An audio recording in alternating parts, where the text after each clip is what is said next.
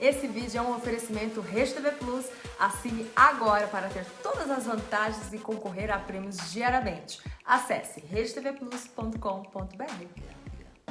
É isso aí, tá excelente. Obrigada, Siqueira. Boa noite a você que estava assistindo ao Siqueira. Continue com a gente. Muito boa noite. Começa agora o Rede TV News.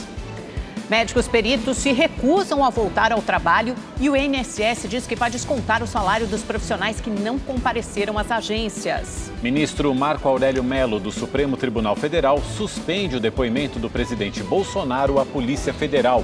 E você vai ver também. Prefeitura de São Paulo autoriza a volta das aulas nas universidades e das atividades de reforço nas escolas a partir de 7 de outubro. Polícia prende um dos criminosos mais procurados do estado de São Paulo. Zequinha liderou assaltos a bancos e a transportadoras de valores. Comissão da Assembleia Legislativa do Rio autoriza o prosseguimento do processo de impeachment do governador afastado Wilson Witzel. Estudo do IBGE indica aumento do número de brasileiros que passaram fome entre 2017 e 2018. A Comissão Especial da Assembleia Legislativa do Rio de Janeiro decidiu por unanimidade pela continuidade do processo de impeachment do governador afastado Wilson Witzel, do PSC. Eram necessários 13 votos a favor para aprovar o parecer que pede o prosseguimento do processo de impeachment de Wilson Witzel. Dos 25 deputados da comissão, apenas o deputado João Peixoto, do Democracia Cristã, não votou porque está internado com Covid-19.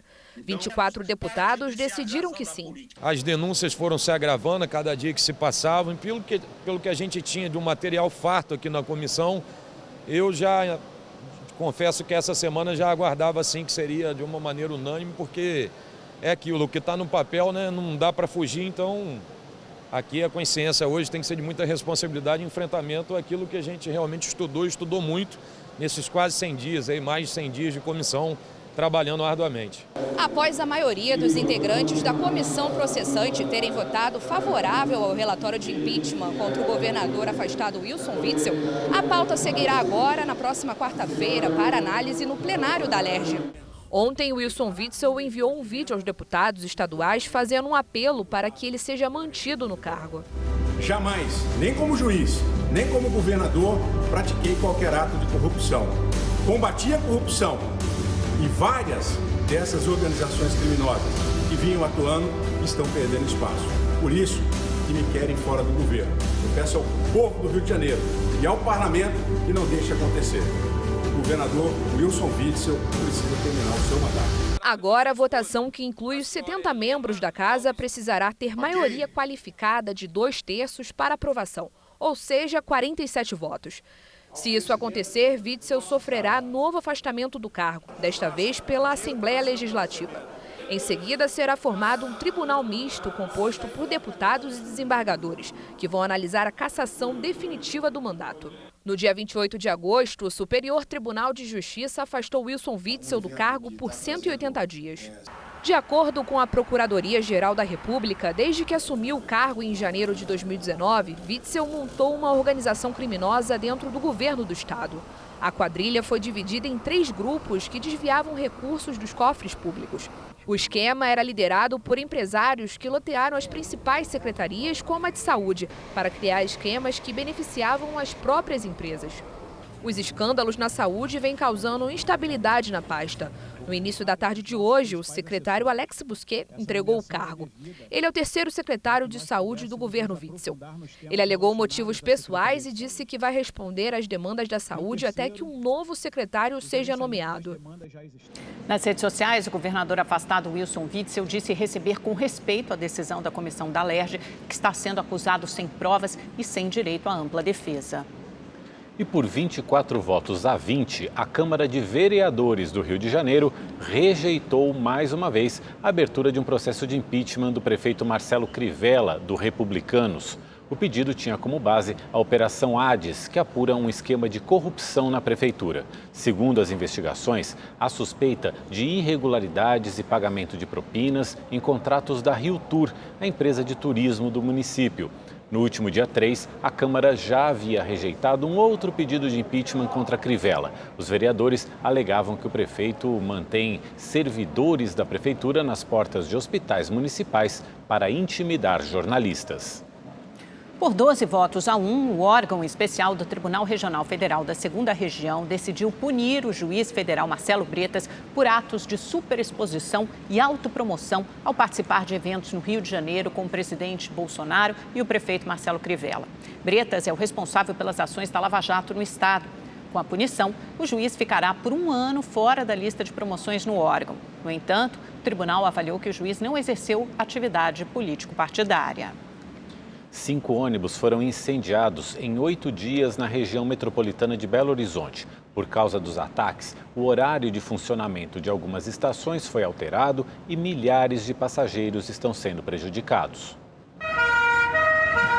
O último ataque aconteceu na cidade de Ribeirão das Neves. Os bandidos estavam armados e um deles carregava um galão de gasolina. Assim que os passageiros desceram, o veículo foi incendiado. Os suspeitos fugiram a pé e deixaram um bilhete.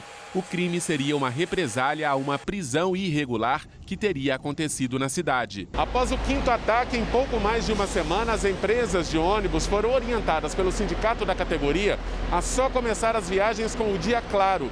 A decisão prejudicou muitos passageiros, principalmente quem precisa ir para o trabalho no final da madrugada. As estações Vilarinho e Venda Nova, na região norte da capital mineira, só abriram às 6 da manhã. A minha vizinha foi assaltada às 5 horas da manhã, era para ela pegar o ônibus não passou e ela foi assaltada, uma senhora de idade que estava indo trabalhar e precisava do coletivo e não tinha por causa do incêndio que eles colocaram nos ônibus. Quem volta para casa à noite também reclama. Nos últimos dias, a estação São Gabriel encerrou as viagens mais cedo.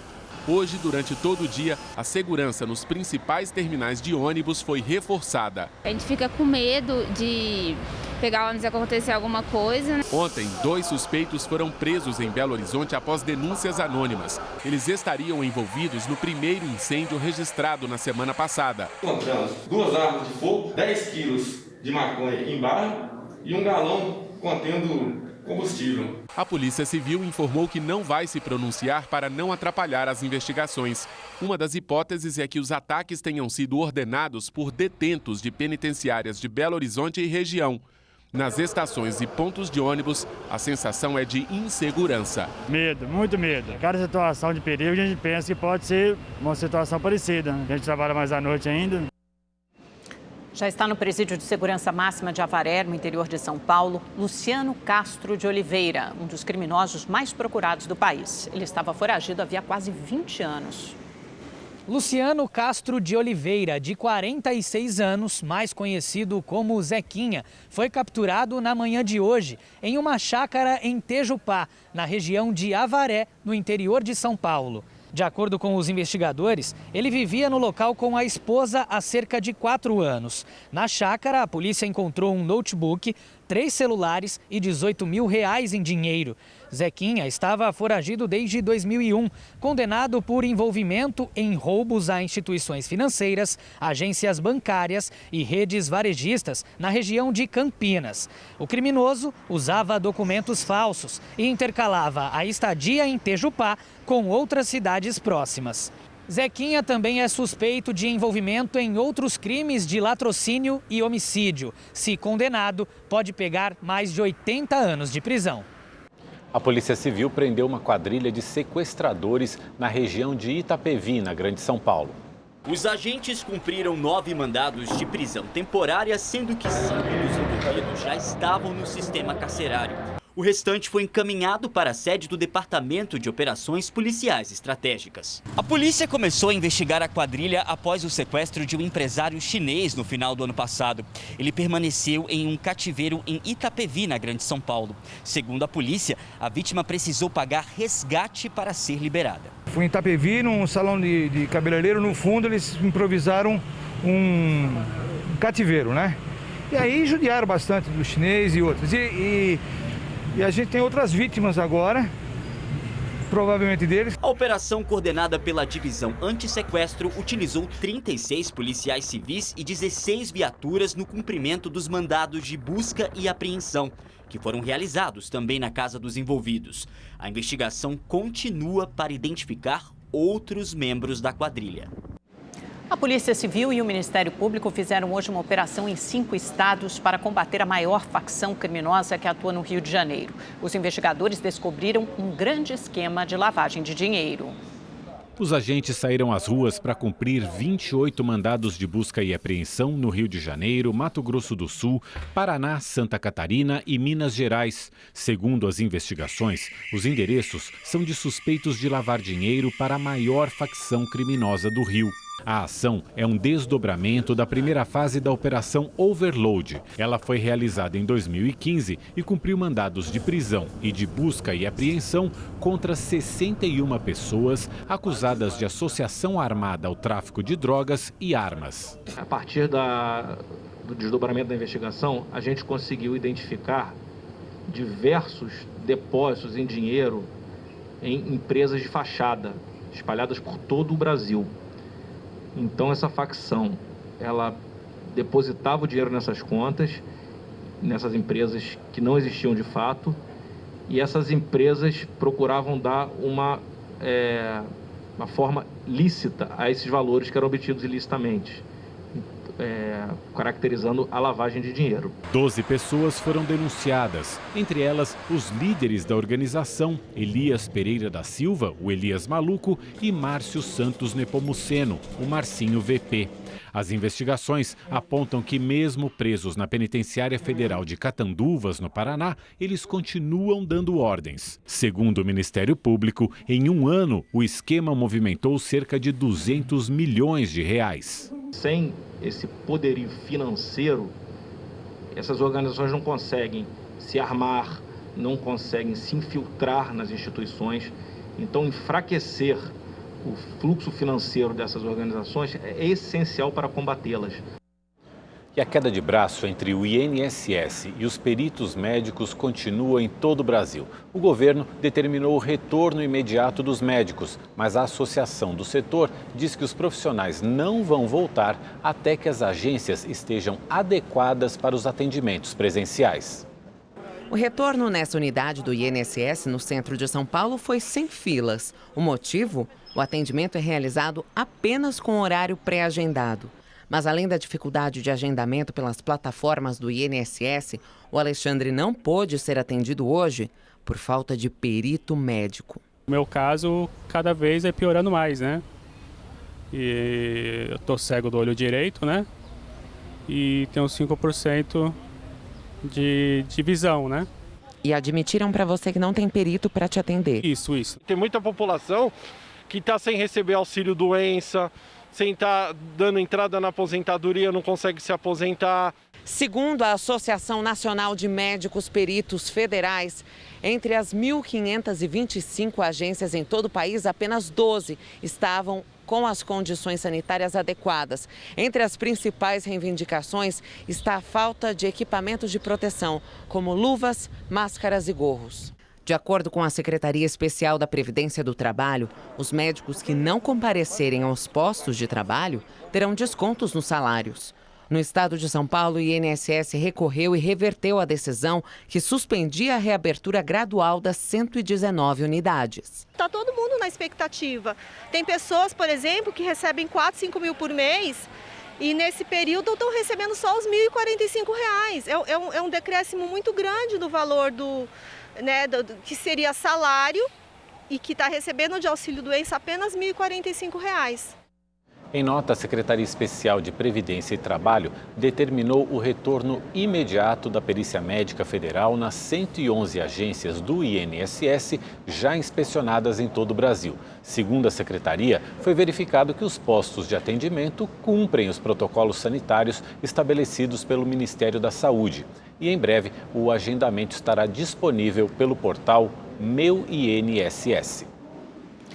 Um hospital em São Paulo desenvolveu um projeto para atenuar o desconforto de pacientes com claustrofobia na hora de realizar os exames de ressonância magnética. Cristina descreve a sensação ao passar pelo equipamento médico tradicional. Eu pensei que ia morrer, porque é um lugar muito apertado, todo escuro, e pelo que eu ia fazer, eu não imaginei que eu tinha que entrar todinha no túnel. Aí me deu o desespero, comecei a chorar. Esse é o pavor de quem tem claustrofobia, ou seja, o sentimento de medo e ansiedade em ambientes fechados ou desconfortáveis. A máquina de ressonância magnética costuma assustar pacientes com essas características, uma experiência que Cristina não gostaria de repetir. Segurei minha respiração o máximo que eu pude e fechei os olhos, fiquei com meus olhos fechados o tempo todo, só tentando imaginar que ia acabar logo. Por isso, pacientes claustrofóbicos costumam marcar o exame já com a opção de ser anestesiado. Mas hoje há uma outra alternativa para evitar a sedação e o desconforto. Felizmente, temos vários serviços que trazem uma humanização e um conforto para a realização desses exames. A humanização consiste em melhorar a experiência durante o procedimento, a começar pelo diálogo e atenção com a angústia do paciente. A gente fala muito com o paciente, sabendo que o paciente está lá dentro, sabendo que o paciente tem esse desconforto durante o exame, né? Então a gente a cada tempo em tempo, a cada 2, 3 minutos, né? A gente está falando com ele, confortando ele, já está na metade do seu exame, a gente já está terminando, né? Então isso aí traz um pouco de conforto melhor para o paciente, sabendo que tem uma pessoa do outro lado, que está acompanhando a pessoa, né? Então isso ajuda bastante. Além disso, o equipamento foi modernizado, o que permite um procedimento mais ágil. Criamos protocolos adequados para fazer otimização, exames muito mais rápidos em alta qualidade, reduzindo o tempo de máquina do paciente.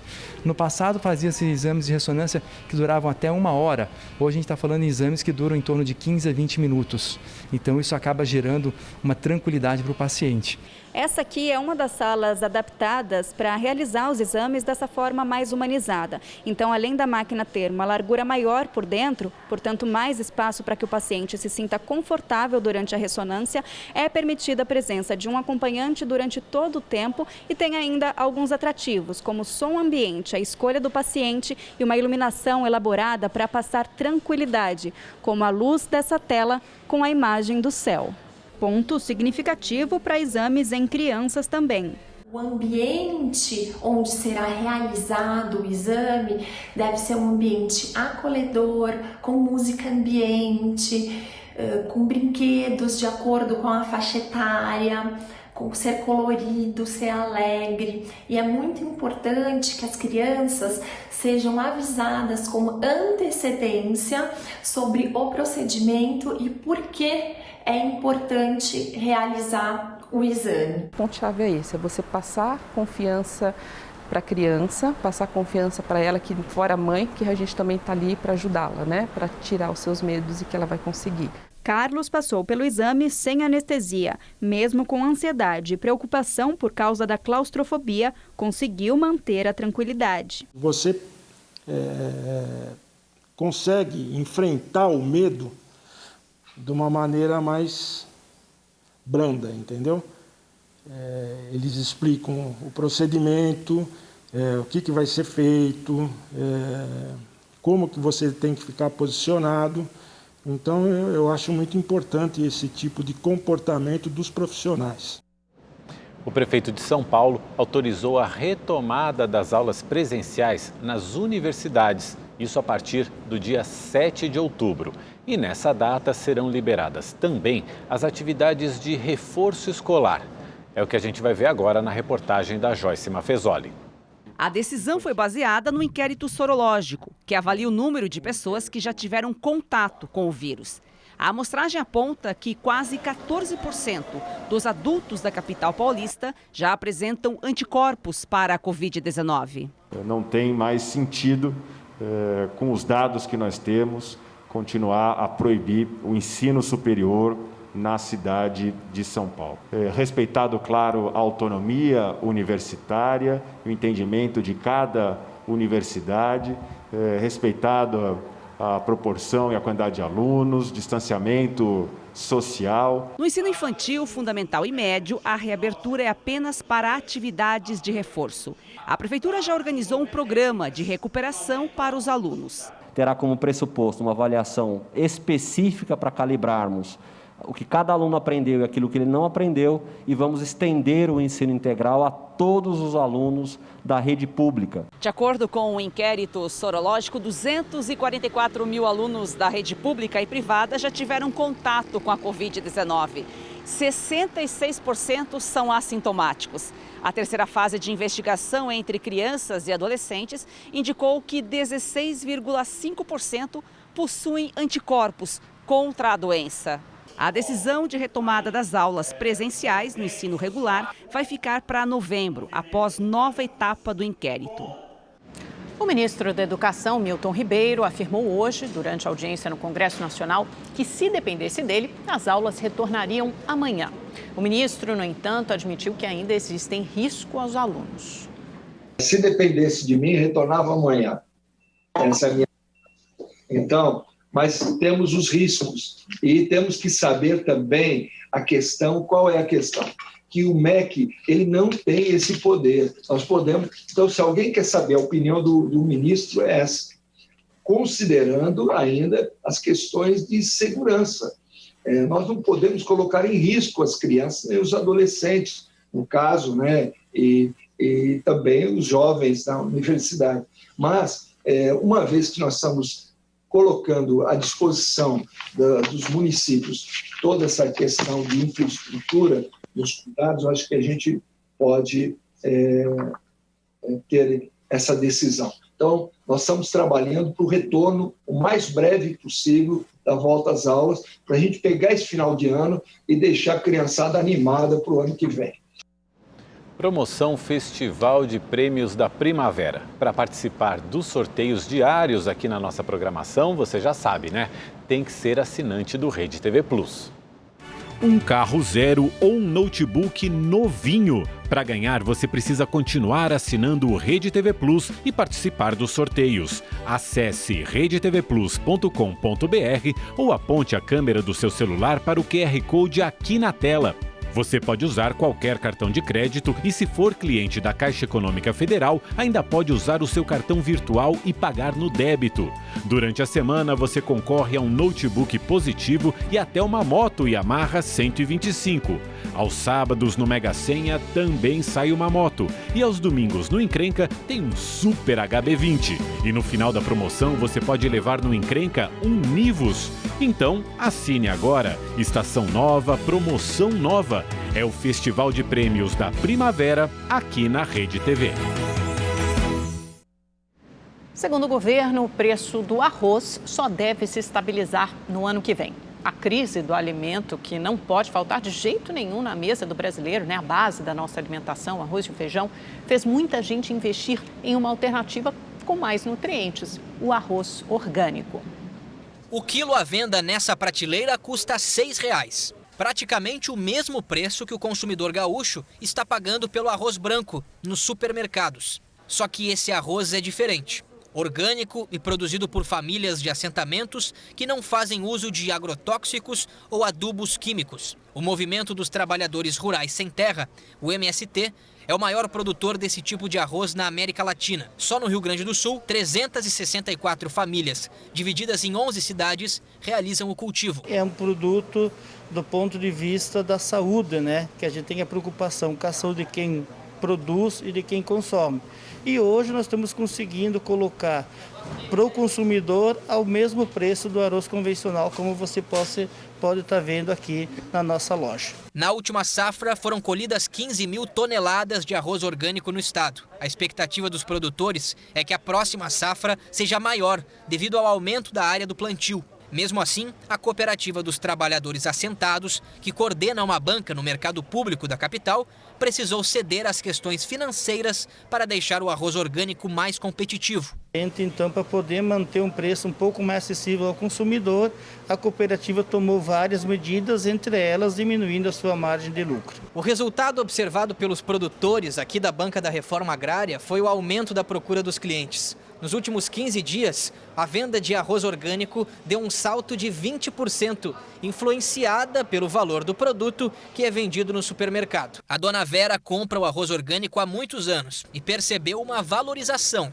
mas bem abaixo da alta registrada pelo arroz branco. Aumentou, mas aumentou bem pouquinho. É bem pouquinho em relação ao preço que está aí nos outros lugares, né? Hoje, o presidente Jair Bolsonaro inaugurou o maior complexo de produção de energia solar do país, em Coremas, no sertão da Paraíba. Essa é a segunda visita do presidente ao estado. Bolsonaro chegou de helicóptero na cidade de Coremas, no sertão da Paraíba, por volta das 10 horas da manhã. Poucos minutos depois, seguiu de carro até o complexo solar de Coremas, na zona rural do município. O principal motivo da vinda do presidente à cidade de Coremas, na Paraíba, foi justamente a inauguração do complexo solar instalado aqui no município. Um investimento de quase R$500 bilhão, feito por empresas privadas do Brasil e da Dinamarca, com a parceria do governo federal. Mas nós sabemos também que um país, para se movimentar, ele precisa de energia. E o Brasil é o país que tem a quase totalidade, grande parte da sua matriz energética a de fontes renováveis. Nós temos aqui usinas hidrelétricas, energia eólica, energia solar, biomassa, entre tantas outras. Acreditamos, então, no empreendedorismo, no povo brasileiro e nos empresários que acreditam em nosso governo.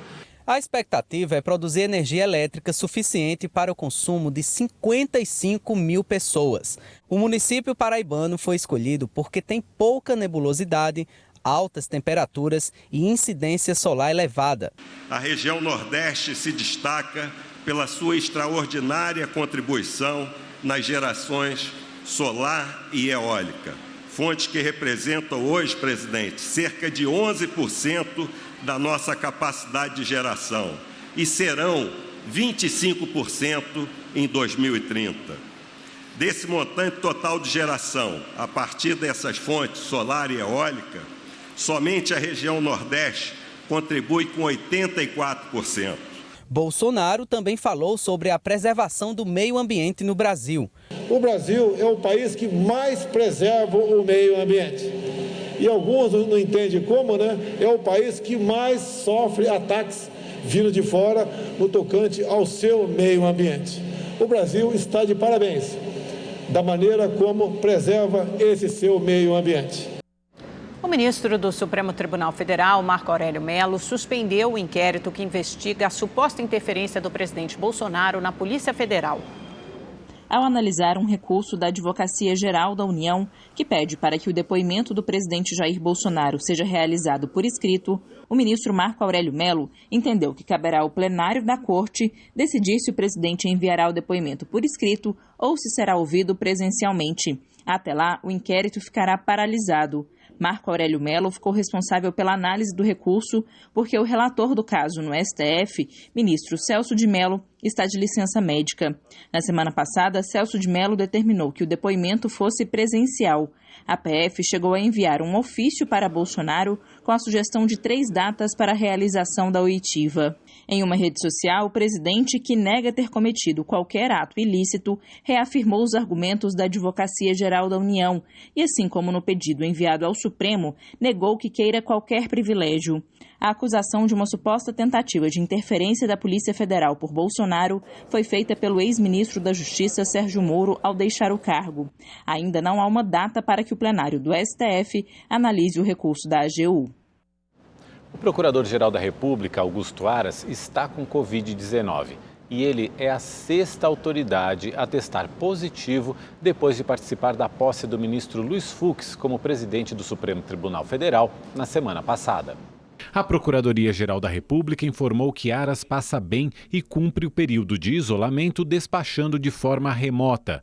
Também estão na lista o ministro Luiz Fux, o presidente da Câmara Rodrigo Maia e a presidente do Tribunal Superior do Trabalho, Maria Cristina Peduzzi. Diante da situação, o presidente do STF divulgou uma nota em que presta solidariedade aos contaminados e destaca que o Supremo tomou todas as medidas de segurança, como o uso de apenas 20% dos assentos do plenário e o uso obrigatório de máscara.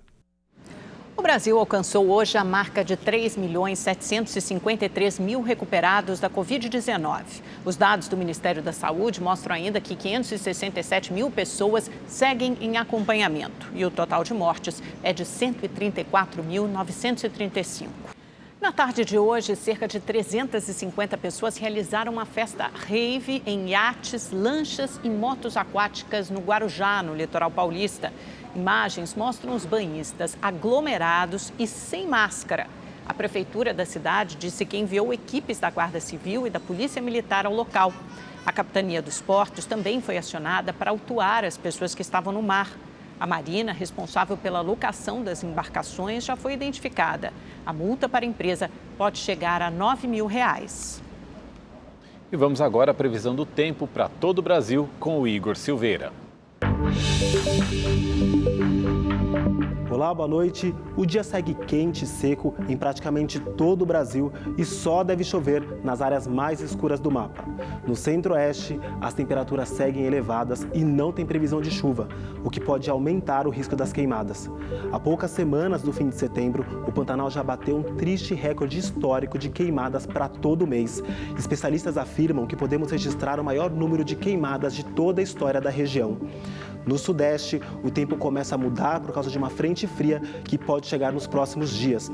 Em São Paulo, pode ter chuva fraca e isolada e alguns municípios devem registrar uma chuva escura que virá com a fuligem das queimadas do Pantanal. Amanhã, a máxima não passa dos 27 graus. Já no Nordeste, o sol aparece e, se chover, deve ser de forma fraca e isolada. Em Salvador, a máxima pode chegar aos 29 graus. No Rio Grande do Sul, a previsão de chuva fraca e isolada e a máxima não passa dos 26 graus. E para saber mais sobre a previsão do tempo na sua cidade, é só entrar no site da Rede TV. Eu fico por aqui, uma ótima noite e até mais. Um estudo divulgado hoje pelo IBGE aponta que entre 2017 e 2018, 10 milhões de brasileiros não tinham acesso à alimentação básica. Hoje é um dia bom na vida de Dona Josinete. Tem arroz e galinha para o almoço das crianças, alimentos que chegaram graças a doações da igreja. Mas nem sempre é assim. Os dias são de incerteza. Frutas e verduras só quando sobra na feira. Tem aquelas verduras que joga fora. Aí quando eu tenho dinheiro, eu compro. Quando eu não tenho, eu não compro. Não vou mentir para agradar. O estudo revela que em 2017 e 2018, quase 85 milhões de brasileiros moravam em casas que apresentaram algum grau de insegurança alimentar. Em 5 anos, mais de 10 milhões de brasileiros passaram a viver em uma situação que o IBGE classifica como insegurança alimentar grave. Esse índice mede a incerteza sobre o acesso a alimentos de qualidade. Os números fazem parte da pesquisa de orçamentos familiares 2017 e 2018, divulgada hoje pelo IBGE. A pior situação está no Norte e no Nordeste, onde menos da metade das casas tinha garantia de alimento. O Brasil, de fato, produz alimentos, mas produz alimentos para exportação em larga medida por conta do seu modelo de desenvolvimento, apoiar-se fundamentalmente no agronegócios, que tem nos mercados internacionais a sua força e o pouco interesse, portanto, na produção destinada ao consumo da família brasileira. Pouco mais de 40% dos lares do Norte e Nordeste tinham acesso regular aos alimentos. Já no Centro-Oeste, esse número ultrapassa os 60%. No Sudeste, chega a 68%. E o Sul é a região que apresenta os melhores índices. Para reverter o mapa da fome, a solução passa por políticas combinadas de inclusão e renda. A primeira coisa é a prioridade do Estado, né, e das contas públicas. A melhor forma de resolver as contas públicas do Estado brasileiro é gerando trabalho e renda, né, com programas de desenvolvimento. Você precisa gastar para poder resolver as contas públicas. Essa é a primeira questão. E de ter programas de transferência de renda pelo Estado permanentes, a ampliação dos programas de transferência de renda, mas relacionando esses programas com outras políticas que possibilitem que as pessoas se organizem para sair da dependência dessas políticas com geração de trabalho e renda permanente, com carteira assinada. E agora o Boris Casoy fala sobre a proximidade das eleições municipais. Boa noite. Aproximam-se as eleições municipais e o eleitor começa a pensar a quem vai destinar o seu voto.